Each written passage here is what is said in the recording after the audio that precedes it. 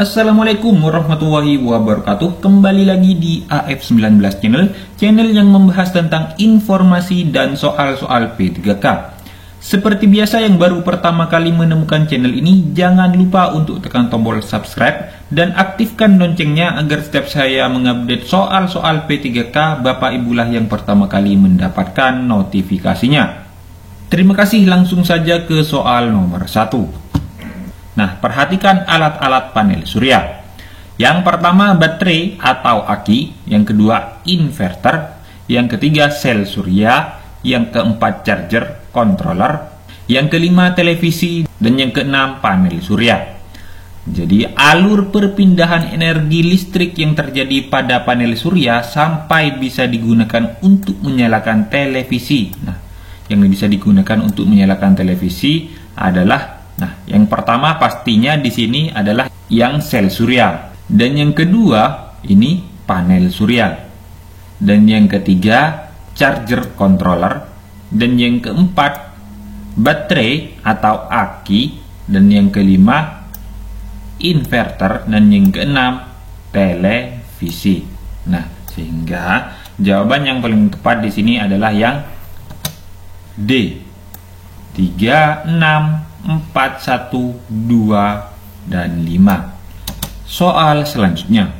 Ozon terapi adalah pengobatan suatu penyakit dengan cara memasukkan oksigen dan ozon berenergi tinggi ke dalam tubuh melalui darah.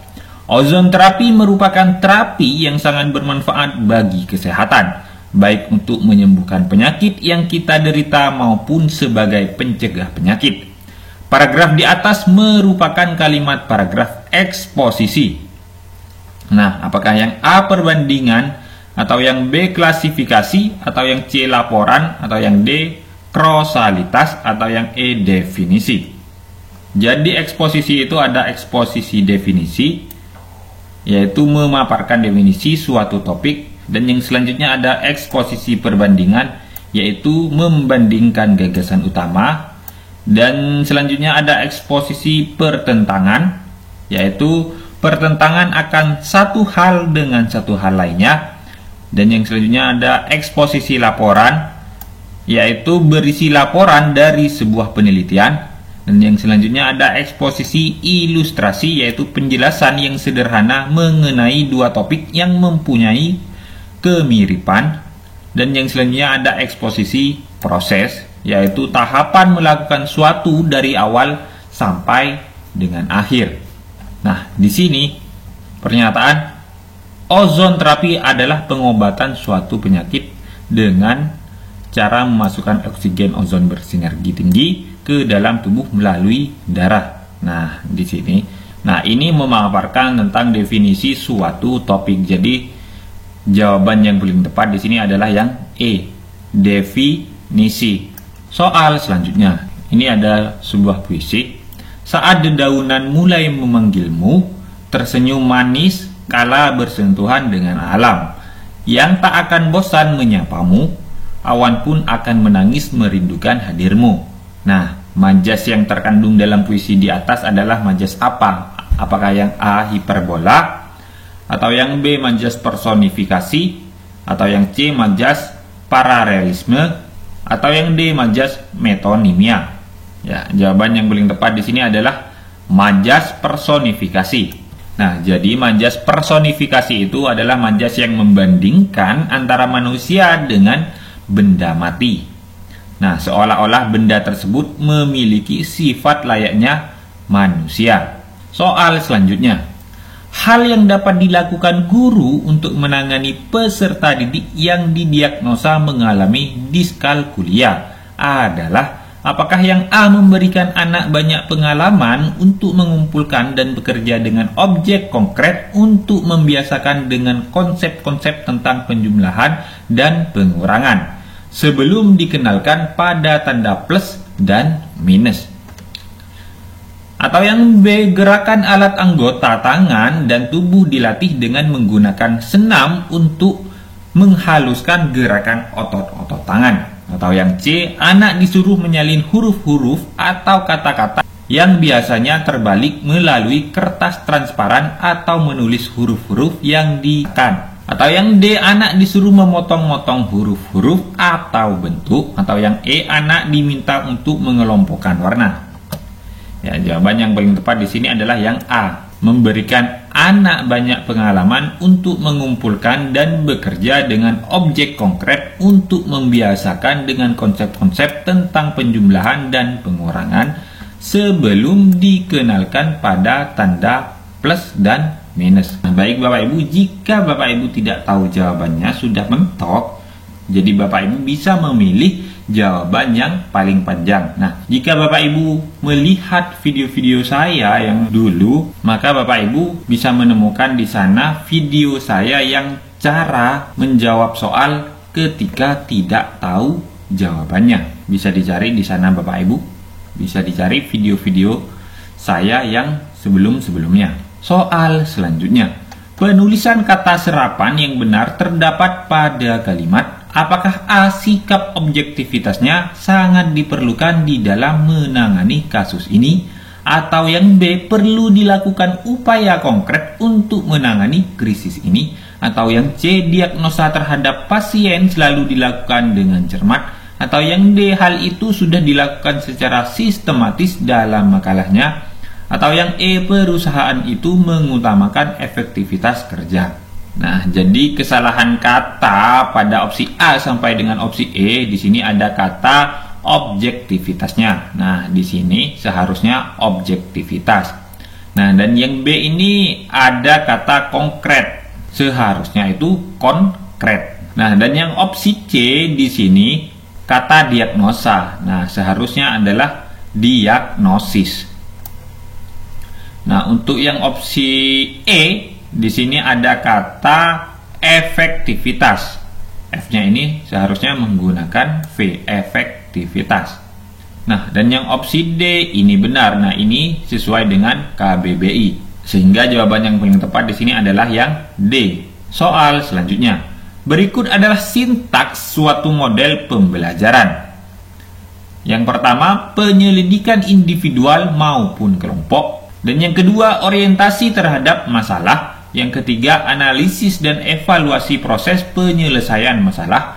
Yang keempat, organisasi belajar. Yang kelima, pengembangan dan penyajian hasil penyelesaian masalah. Nah, urutan langkah-langkah pada model pembelajaran problem based learning yaitu problem based learning ya. Nah, jadi urutan langkah-langkah pada model pembelajaran ini, yang pertama sudah pasti orientasi terhadap masalah. Nah, saya sudah jelaskan di sini Bapak Ibu. Nah, di sini soal ini sudah pasti ada di setiap soal. Itu biasanya di semua mata pelajaran. Dan yang kedua itu pastinya ada organisasi belajar. Dan yang ketiga itu ada penyelidikan individual maupun kelompok. Dan yang keempat itu ada pengembangan dan penyajian hasil penyelesaian masalah. Dan yang kelima baru evaluasi. Nah, analisis dan evaluasi proses penyelesaian masalah. Sehingga jawaban yang paling tepat di sini adalah yang D, 2, 4, 1, 5, dan 3. Nah, soal selanjutnya, pernyataan berikut yang salah. Ya, yang salah ya Bapak Ibu. Apakah yang A, ayam dan lapeh dari Sumatera Utara? Atau yang B, Sinanggar Tulo dari Sumatera Utara? Yang C, Soleram dari Riau? Atau yang D, anak tupai dari Lampung? Yang E, cik-cik priuk dari Kalimantan Barat? Nah, ini sudah pasti ada di semua mata pelajaran. Jadi jawaban yang salah di sini ada di opsi yang A. Ayam dan lapeh dari Sumatera Utara. Nah, jadi lagu Ayam dan Lapeh itu yang memiliki arti ayamku lepas merupakan lagu Minang yang mengisahkan tentang kehilangan. Sementara di sini dari Sumatera Utara. Nah, sudah pasti salah ya Pak Ibu. Jadi jawaban yang paling tepat di sini A. Soal selanjutnya. Tidak memaksakan kehendak kepala orang lain merupakan pengamalan Pancasila yang mempunyai lambang. Apakah yang A, rantai, yang B, pohon beringin, atau yang C, padi dan kapas, atau yang D, kepala banteng, atau yang E, bintang emas? Jawaban ini merupakan pengamalan Pancasila yang mempunyai lambang kepala banteng.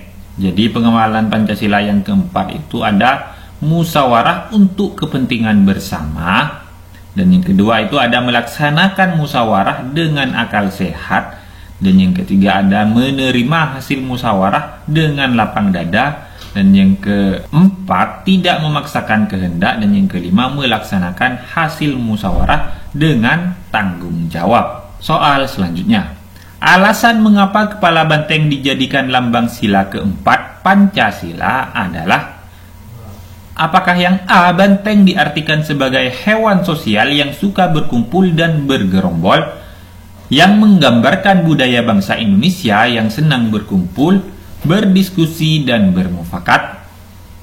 Atau yang B, banteng diartikan sebagai hewan kuat yang tahan terhadap serangan apapun, itu semua melambangkan jiwa bangsa Indonesia yang semakin kuat dengan ciri khas demokrasi? Atau yang C, banteng diartikan sebagai hewan-hewan berbudaya yang senantiasa melakukan musyawarah untuk menentukan pembagian kawasan?